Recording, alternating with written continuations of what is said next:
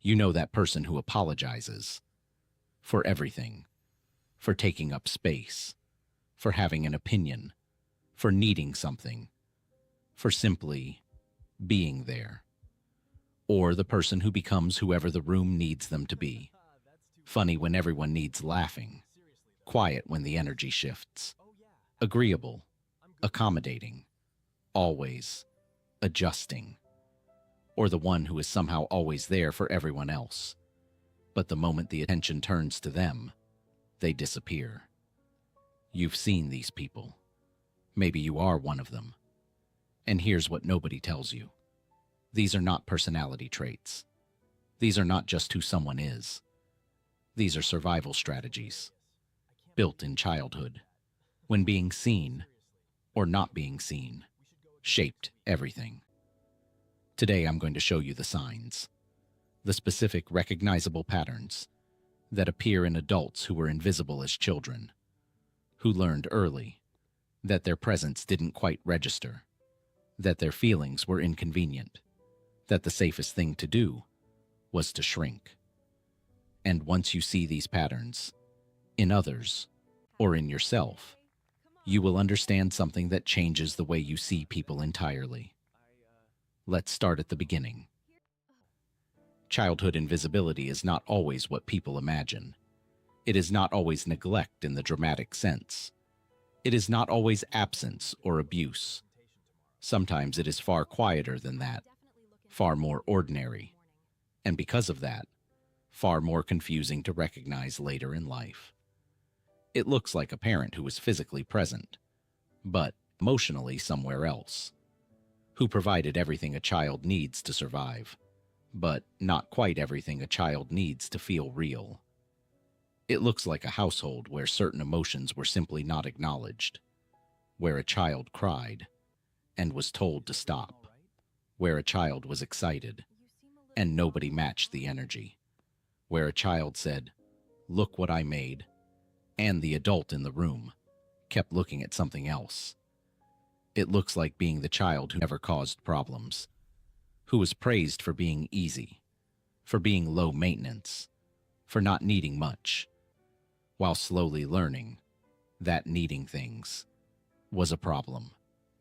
And the child adapts, because children always adapt.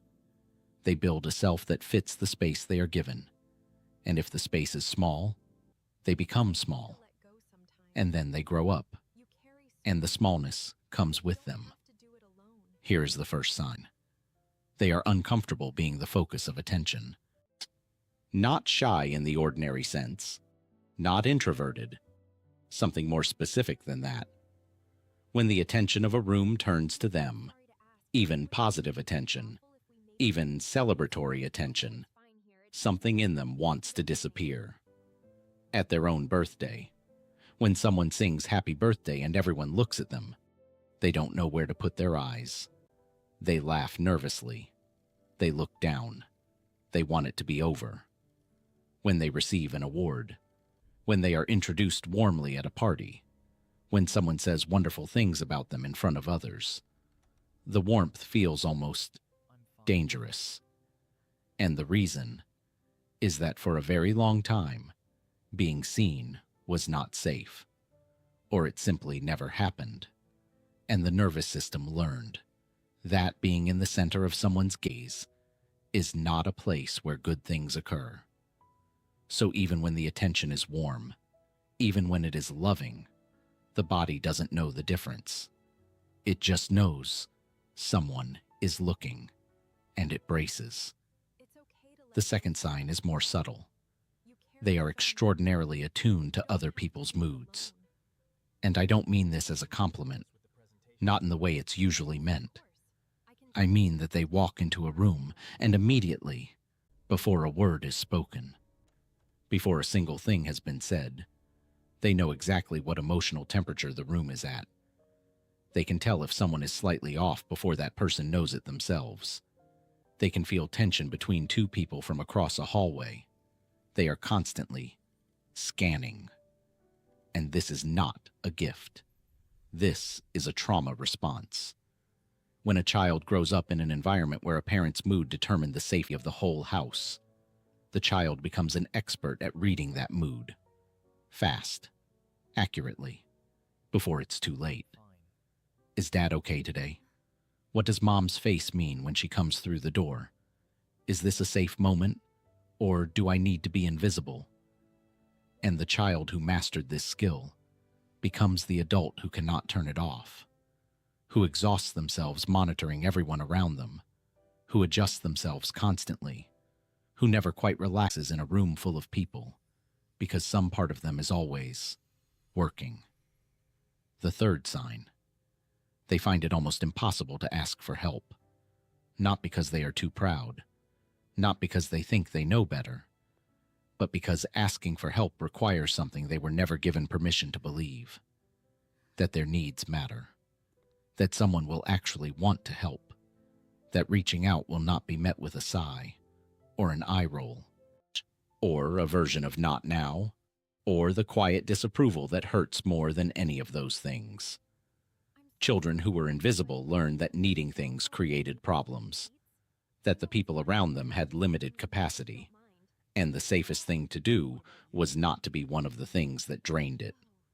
So they became self-sufficient, not out of strength, out of necessity, and they carry that into adulthood like armor, struggling alone with things that would be so much easier with help, refusing to burden anyone, taking pride in how little they need, while quietly dying from the weight of it. The fourth sign. They over-explain themselves, not just in conflict, in ordinary moments. When they make a choice, they justify it. When they have an opinion, they hedge it. When they cancel plans, they write a paragraph. When they set a boundary, they apologize 5 times before they finish the sentence. Because somewhere along the way they learned that their reasons were not automatically accepted, that their feelings needed justification, that simply saying what they wanted or needed or felt was not enough. So they learned to build cases, to present evidence, to preempt the objection they are certain is coming, even when no one is objecting, even when the only person who needs convincing is themselves. Now here is where the science comes in. In 2016, researchers at the University of British Columbia conducted a long-term study on what they called emotional neglect in otherwise functional families. These were not families with obvious dysfunction, no violence, no addiction, no dramatic ruptures, just emotional unavailability, consistent, quiet, chronic. And what they found was striking. Adults who had grown up in these environments showed measurable differences in 3 specific areas. First, self-worth that was almost entirely externally dependent. They could not generate a stable sense of their own value from within. They needed it confirmed, constantly, from outside. And even then, it rarely stuck. Second, a significantly higher tendency toward what researchers called self-silencing, the suppression of personal needs, preferences, and emotions in social situations, particularly in relationships with perceived authority, or relationships where they feared rejection. Third, an almost paradoxical pattern in close relationships.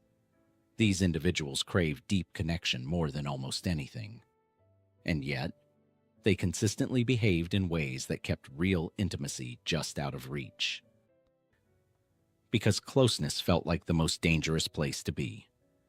If you let someone really see you, and they don't like what they see, there is nowhere left to hide. And so they stay at a careful distance, close enough to feel connected, far enough to survive the rejection they are certain is coming. But here is what really breaks the heart. The fifth sign. They don't know what they like. Ask them where they want to eat, what kind of vacation they'd love, what they want for their birthday, what makes them happy, and watch them struggle. Not because they're indecisive, but because for so long, Their preferences were irrelevant, or invisible, or inconvenient. So they stopped tracking them, stopped developing them, stopped believing they were something worth having. They know exactly what everyone else wants. They are brilliant at accommodating other people's needs, but their own desires, it's like asking them about a language they were never taught. They look at you genuinely confused, and then they say, I don't mind.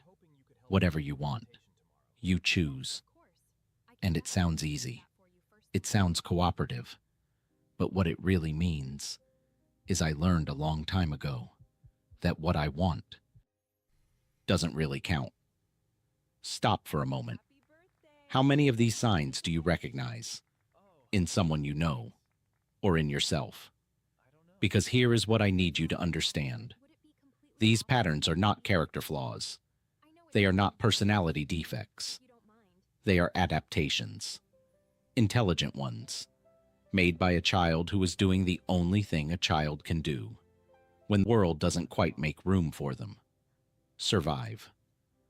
The problem is not that these strategies existed. The problem is that they never got an update. The child grew up. The environment changed. But the operating system is still running the same code. Still scanning for danger that isn't there. Still shrinking in rooms that are safe. Still protecting a self that no longer needs protection quite so much. And here is the deeper layer. Research from the field of interpersonal neurobiology, particularly the work of Dr. Daniel Siegel at UCLA, shows that the experience of being seen, truly seen, by another human being is not just emotionally meaningful. It is neurologically necessary. When a child is consistently seen, their internal state reflected back to them, their emotions named and validated, their presence treated as something that matters. Specific neural pathways develop, pathways that allow them to regulate their own emotions, to feel a stable sense of self, to believe, without needing constant proof, that they are real, that they matter, that they belong. When those experiences are absent, those pathways don't develop in the same way, and the adult who was an invisible child spends enormous amounts of energy trying to do consciously what was supposed to happen automatically, trying to feel real, trying to feel worthy, trying to feel like their presence in the room is not an imposition. Now here is the warning, and I say this with care. The invisibility does not always stay in the past. People who were invisible as children often recreate invisibility as adults, not because they want to, not consciously, but because the familiar, even when it is painful, feels safer than the unknown. They find partners who don't quite see them, jobs where they are consistently overlooked, friendships where they do most of the giving and most of the listening, and very little of the being held. And they stay, because some part of them believes, this is what relationships feel like. This is what I deserve. This is the shape of my life. Now that you know this, you will see it differently. The person who always deflects. The person who always accommodates. The person who laughs your concern away when you ask if they're okay. The person who says, I'm fine. I don't need anything. Don't worry about me. You are not looking at someone who doesn't need. You are looking at someone who stopped believing that needing was allowed. And you have something now that most people don't. You know what to do. Not fix them. Not rescue them. Not drag their story out of them before they're ready. Just see them. Notice the thing they did that was good, and say it. Notice when they seem off, and stay. Ask a second question, and actually wait for the answer. Because the experience of being genuinely seen, even once, even briefly, by someone who means it, does something to a person that no amount of self-help can replicate. It tells the nervous system something it may have been waiting years to hear. You are here. You are real. And you matter. We live in a world full of people performing okayness, moving fast, staying surface, mistaking busyness for connection. And somewhere inside that world, there are people who have been invisible for so long, they have forgotten they were ever worth seeing. And they are everywhere. In your office, in your home, in your mirror. They are not broken.